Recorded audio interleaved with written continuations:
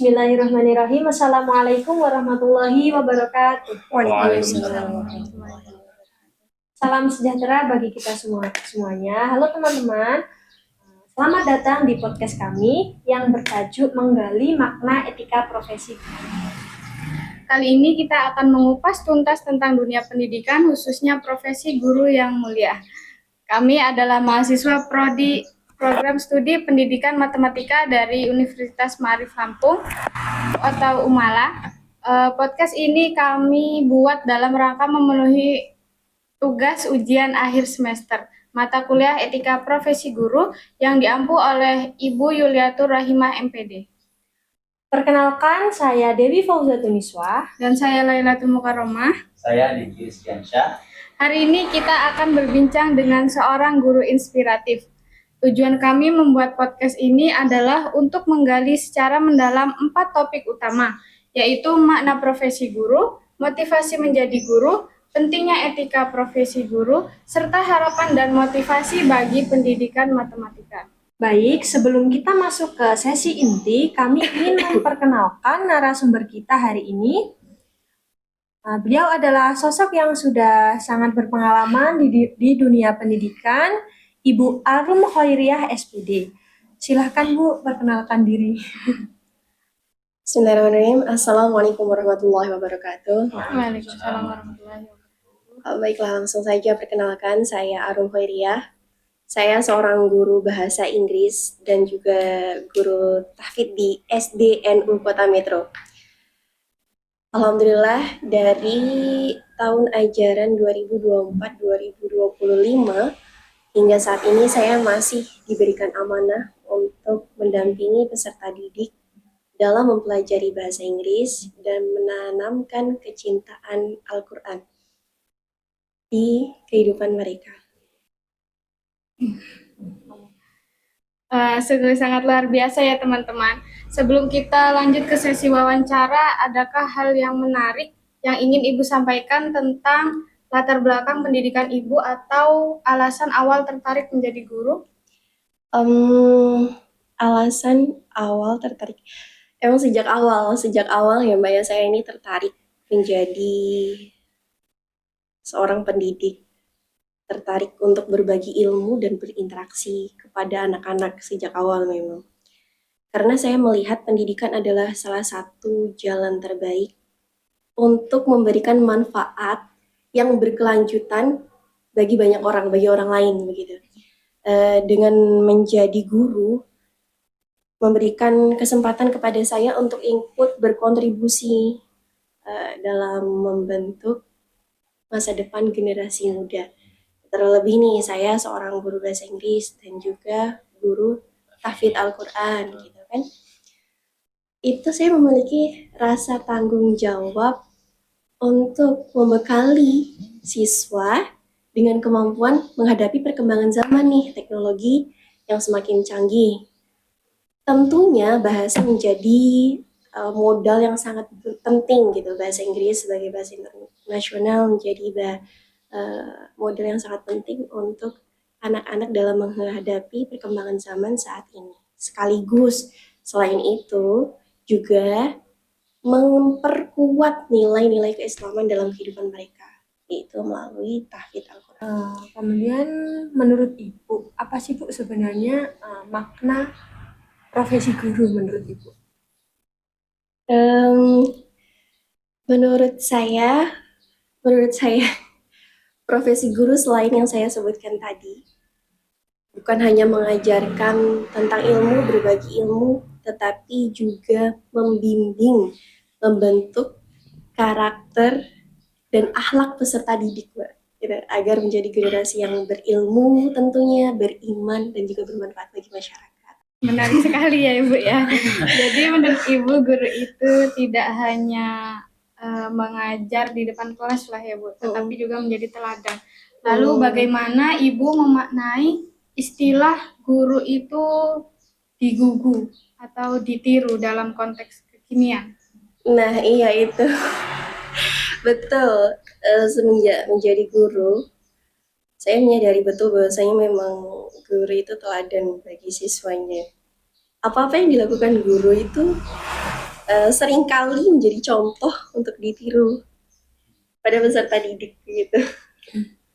Nah, kalau kan sekarang nih ini Bu, apa namanya kayak dunia internet terutama ya kayak media sosial berupa TikTok. Sekarang kan banyak nih Oh, ya. guru-guru yang memakai media sosial tersebut ya melakukan apa namanya tren-tren sekarang ini dengan anak-anak. Nah, itu menurut Ibu nih, itu hal yang positif atau malah ranahnya ke negatif gitu? Nah, itu salah satu tugas guru di sekolah, yaitu membimbing dan mengarahkan. Bagaimana kita itu menyikapi, menggunakan media tersebut, internet tersebut secara positif itu bagaimana gitu. Di sekolah guru berusaha untuk membimbing dan mengarahkannya gitu. Karena internet itu sangat luas sekarang jujur Iya, gitu. iya. Tidak hanya di ranah dewasa, Anak-anak pun remaja, ya bahkan anak-anak gitu. Yang belum sekolah pun mungkin sudah udah tahu. sudah diberikan akses kepada orang tuanya, maka di sekolah tugas guru adalah bagaimana berusaha sebaik mungkin untuk membimbing dan mengarahkan dan memberi batasan kepada mereka. Oh, tapi itu hanya di sekolah ya Mbak ya. Beda hal lagi ketika di rumah. Di rumah itu kan tentunya itu sudah pengawasan orang tua. Iya.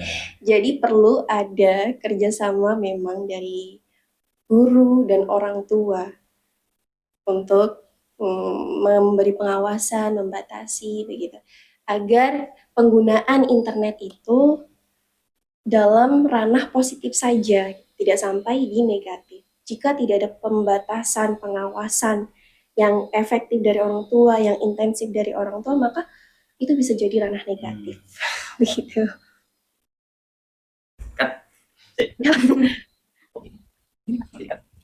Saya kan kalau motivasi itu mencangkup sih di awal mau. Ya, motivasi kan yang latar belakangi. Motivasi ya belum? Belum.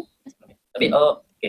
Kalau motivasi itu tadi kan yang latar Ibu kan ingin berkontribusi dengan anak-anak terutama ya. Nah, apa sih yang memotivasi Ibu untuk terjun ke dunia pendidik ini? Utama dan yang paling utama itu cari ridhonya Allah gitu. Karena ingin menjadikan profesi ini menjadi ladang ibadah menurut saya, karena Rasulullah SAW juga mengajarkan kepada kita balik walau ayah, jadi sampaikan walau itu hanya satu ayat. Jadi saya berharap apa yang saya berikan, kebaikan yang saya berikan, ilmu, juga nilai moral bagi anak-anak tentunya atau bagi orang banyak itu menjadikan nilai ibadah dan dihitung dakwah untuk mencerdaskan umat gitu. Yang kedua, saya ini termotivasi ketika melihat perkembangan anak. Jadi awal nih, anak belum bisa baca tulis Al-Quran, belum bisa baca Al-Quran dengan baik. Kemudian kita dampingi prosesnya nih Mbak. Kita dampingi prosesnya, kemudian ada kemajuan, maka ada kebanggaan tersendiri gitu. Begitu juga dengan bahasa Inggris. Ketika mereka berani mengucapkan atau berinteraksi dengan teman sebaya atau gurunya dengan komunikasi bahasa Inggris sederhana, itu juga ada kebanggaan tersendiri. Dan saya percaya selain itu, saya juga percaya bahwasanya ilmu yang diberikan dengan ikhlas akan menjadi amal jariah yang pahalanya terus mengalir. Jadi oleh karena itu semua saya berusaha untuk menjalani profesi ini dengan sabar, penuh tanggung jawab dan ikhlas. Amin walau sulit. Begitu. Nah, Bu, selama Ibu mengajar, apakah ada momen spesial atau tantangan berat yang membuat Ibu semakin yakin dengan profesi sekarang? Tantangan itu menghadapi, karena saya guru SD ya Mbak ya. Saya guru SD. Anak-anak yang saya hadapi, ketika saya bilang saya ini Gen Z, maka mereka adalah Gen Alpha. Lebih aktif tentunya. Dan itu sih tantangan terberat yang sudah disebutkan Masnya tadi di awal, bahwasanya internet itu, perkembangan zaman teknologi ini, itu jika kita tidak bisa mengolahnya dengan menggunakannya dengan secara positif, maka akan terjadi negatifnya itu. Jika anak-anak terlalu dibiarkan untuk menjelajahi internet secara luas, baik media sosial apapun gitu. Tidak ada pengawasan dari orang tua, ataupun jika di sekolah memang ada pengawasan dari kami. SD nggak mungkin bawa HP kan gitu, kalau di rumah gitu. Pastinya nanti akan berdampak pada prestasi belajar dan minat belajar anak peserta didik kita. Begitu. Jadi itu sih tantangan terbesar menurut saya saat ini. Karena jika dampak negatifnya itu ya bermacam loh Mbak. Tren-tren di TikTok begitu nanti berpengaruh itu pada prestasi belajar, minat belajar, bahkan karakter. Jadi akhlaknya mereka, mohon maaf, maksudnya karakter mereka jadi ya kurang begitu kan jadinya, mengikuti tren, atau misal dia anak-anak tontonannya tetapi di internet itu tontonannya yang sudah bukan anak-anak gitu kan, jadi contoh yang baik gitu kan. Anak-anak itu kan mencontoh apa yang mereka lihat, apa yang mereka dengar begitu. Begitu sih Mbak menurut saya. Untuk pergaulan anak itu sendiri bagaimana di dalam lingkup sekolahan itu? Adakah yang kayak nakal? Bervariasi. Ya pasti ada yang tidak mematuhi aturan, itu ada. Namun sebisa mungkin kami berusaha memberikan apa ya nasihat-nasihat gitu, ini tidak boleh, sebaiknya seperti ini, seperti itu. Jika memang ada yang melanggar, maka diberikan, ada memang kami punya ini poin-poin pelanggaran gitu, jadi semacam konsekuensi jika mereka melakukan pelanggaran di lingkungan sekolah gitu. Ada poin-poinnya, jika poin 1 mungkin masih diberikan teguran, poin 2 seperti dipanggil orang tua atau bagaimana, seperti itu, agar ada efek jera tentunya untuk anak-anak itu. Kemudian kita masuk ke inti pembahasannya Bu, yaitu tentang etika profesi guru. Nah, dalam perkuliahan kan kami belajar bahwa etika profesi itu meliputi kompetensi, yaitu ada pedagodik, kemudian kepribadian sosial, dan profesional. Nah, menurut Ibu, dari keempat kompetensi itu, mana sih yang paling penting untuk dimiliki guru saat ini? Semua penting. Semua penting, tapi yang utama itu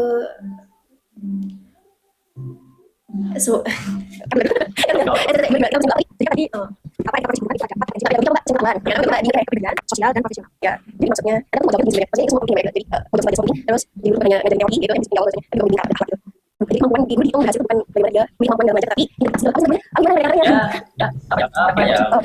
Kita ini kan podcast nih. oh Jadi ya gini aja kita ngobrol gini udah nggak apa-apa, udah masuk tag video. janganlah jangan Nggak apa-apa. jangan loh jangan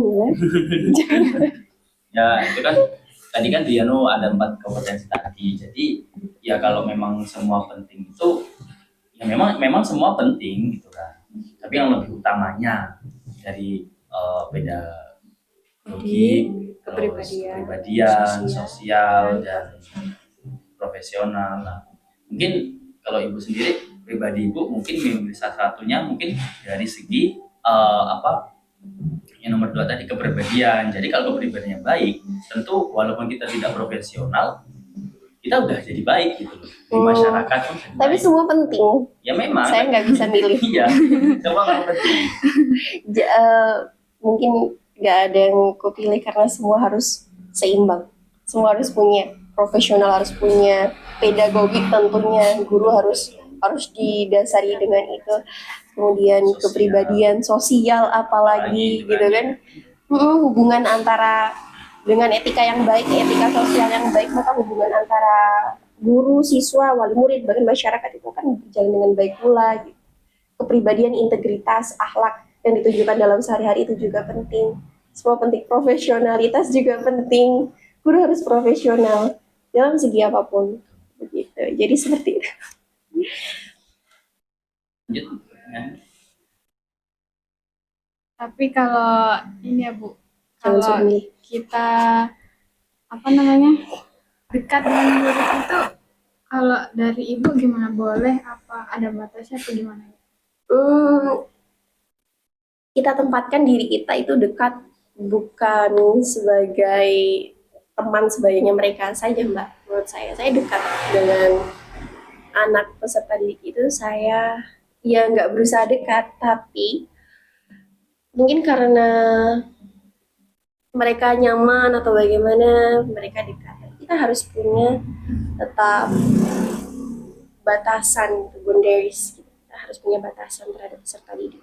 Dekatnya itu tidak sampai membuat mereka itu nggak bisa membedakan. Oh itu guru saya harus tetap hormat, harus tetap ini begitu gitu. Jangan sampai seperti itu, tetap harus ada batasannya. Kita harus tetap berwibawa begitu. Tetapi ada nggak sih Bu, di sekolah itu tuh mungkin ada guru yang melakukan hal seperti itu atau muridnya kebalikannya lah maksudnya tuh. Jadi murid bersikap kepada guru itu sebagai teman. Nah, terus ada juga guru mungkin guru itu menganggap anak tuh ayo kita main gini. Jadi seolah-olah tuh ya memang konteksnya memang kayak temen gitu loh. Itu ada nggak seperti itu? Kalau saya sejauh ini untuk interaksi saya dengan anak-anak murid saya belum ada, tidak ada saya harap juga untuk menganggap teman gitu. Nggak ada, tapi ya itu ketika di kelas gitu loh, ada perbedaan di sini. Ketika di kelas kita sebagai guru, pendamping mereka, pembimbing mereka begitu kan, kita bukan teman mereka gitu. Tapi jika di luar mereka butuh kita sebagai guru untuk memahami, memberikan perhatian gitu, mungkin banyak karena karakter masing-masing peserta didik gitu kan, itu kan berbeda-beda gitu. Dia yang butuh tempat cerita kan, jadi walaupun guru bahasa Inggris juga bisa untuk konseling gitu kan, itu juga bisa. Tapi kan di luar kelas konteksnya, bukan dalam pelajaran, bukan tarbiyahnya gitu. Jadi mungkin batasannya itu di situ.